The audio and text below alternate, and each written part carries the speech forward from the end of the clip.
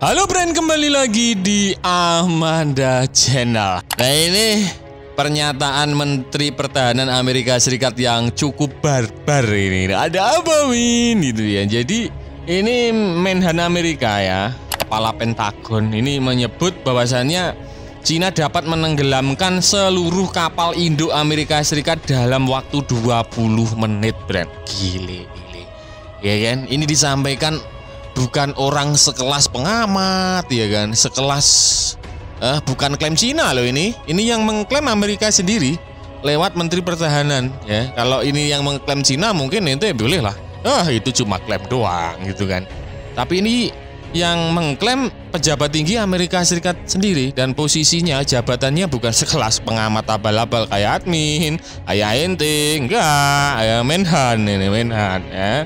Nah, ini dalam pengakuan yang langka, Menteri Pertahanan Amerika Serikat PT Hexet ya, mengatakan bahwa rudal hypersonic Cina dapat menghancurkan semua kapal induk Amerika Serikat hanya dalam 20 menit ya.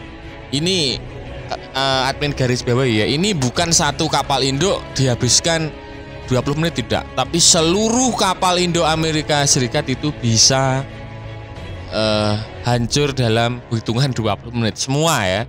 Karena apa? Karena ya rudal hypersonic, mau apa lagi gitu loh. Sejauh ini seluruh platform proyeksi kekuatan Amerika Serikat kami adalah kapal induk, dan kemampuan untuk memproyeksikan kekuatan dengan cara itu secara strategis di seluruh dunia, kata Hexet sebagaimana dikutip dari Interesting Engineering Selasa tanggal 15 kemarin, Brand. 15 rudal hypersonic Cina dapat menghancurkan 10 kapal induk ya dalam 20 menit pertama konflik, imbuh bos Pentagon tersebut ya. Secara simulasi disampaikan 15 rudal hypersonic Cina dapat menghancurkan 10 kapal induk dalam 20 menit pertama. 20 menit pertama itu bisa hancur ya. Karena rudal hypersonic gak main, bos. Main kapal indukan 2025 tempeleng rudal hypersonic udah nggak ada apa-apanya. Karena apa? Nggak bisa ditangkis, masalahnya itu ya. Nggak ada sistem pertahanan udara terbaik di dunia ini yang mampu mencegat rudal hypersonic yang mempunyai kecepatan di atas Mach 10. Mach 5 aja susah ya, karena saking kencengnya seperti itu. Nah, Amerika Serikat ini diwartakan kalah dalam simulasi perang dengan China ya. Menhan Amerika mengatakan bahwa Amerika Serikat kalah dari Cina dalam setiap permainan perang yang dijalankan oleh Pentagon. Cina sedang membangun pasukan yang secara khusus dirancang untuk menghancurkan Amerika Serikat, ujarnya seperti itu. Dan Hexet menyalahkan birokrasi Amerika Serikat dan lambatnya perolehan senjata atas meningkatnya keunggulan Cina dalam konflik dengan Amerika Serikat. Menteri Pertahanan Amerika Serikat itu juga mencatat risiko Cina terhadap terusan Panama, jalur air Panama buatan sepanjang 82 km, 50,9 mile yang menghubungkan Laut Karibia dengan Samudra Pasifik ya.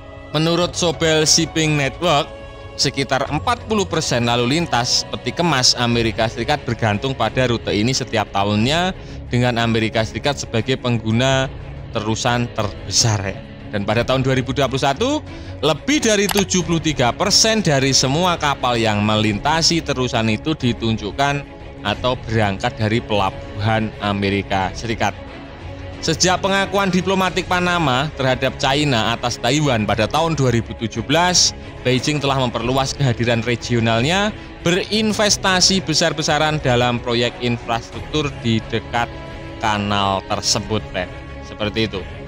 Nah, usut punya usut, menurut laporan Departemen Pertahanan Amerika Serikat yang diterbitkan pada bulan Desember 2024, teknologi rudal hypersonic Cina telah maju pesat selama 20 tahun terakhir ya. Ini yang ngeklaim bukan Cina ya, admin garis bawahi yang ngeklaim ini bukan Cina, ini yang ngeklaim Amerika ya, itu sudah diwaspadai. Banyak program rudal Cina yang sebanding dengan produsen papan atas internasional lainnya. Penempatan rudal balistik jarak menengah MRBM bersenjata dengan kendaraan luncur hypersonic HGV Dongfeng 17 oleh Cina akan terus mengubah kekuatan rudal Tentara Pembebasan Rakyat PLA menurut Departemen Pertahanan Amerika Serikat.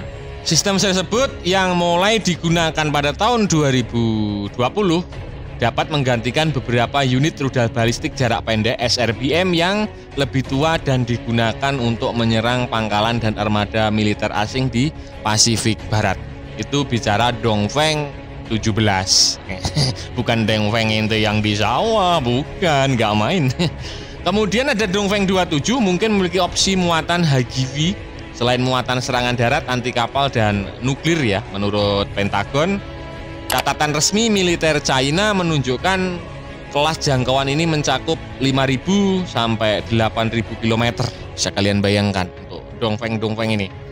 Atau diukur dalam nautical mile itu di angka 3.100 hingga 5.000 nautical mile ya. Yang menunjukkan Dongfeng 17 sebagai rudal balistik antar benua. ICBM dan media lokal mengindikasikan bahwa rudal ini berpotensi memiliki jangkauan hingga Alaska dan Hawaii. Ngeri banget ya. Seperti itu, makanya udah diwanti-wanti. Nah, usut punya usut, pengaruh Cina mencakup kendali atas pelabuhan di kedua ujung kanal di Panama ya, melalui Hutchison Port, sebuah perusahaan yang berbasis di Hong Kong yang memiliki hubungan dengan Beijing.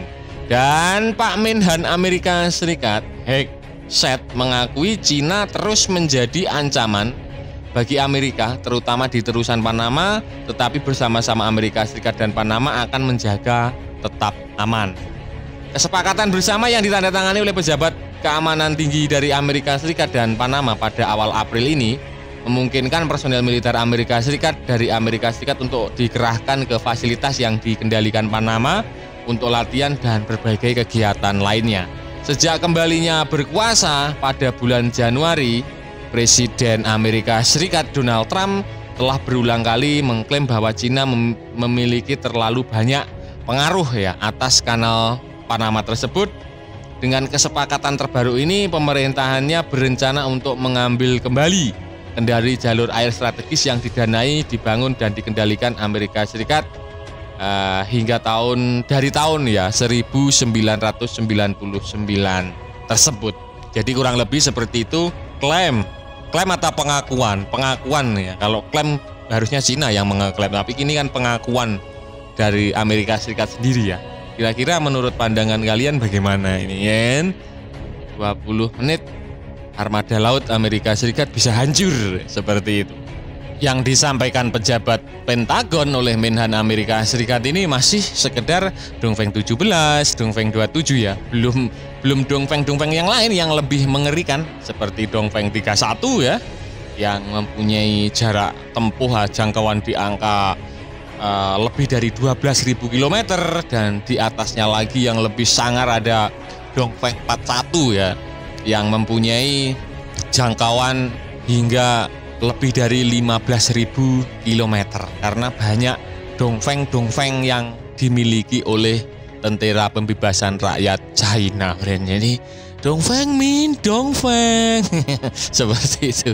Nah, kira-kira bagaimana menurut kalian terkait berita ini? Apakah berita ini cukup membuat bulu jempol Paman Sam ketar-ketir?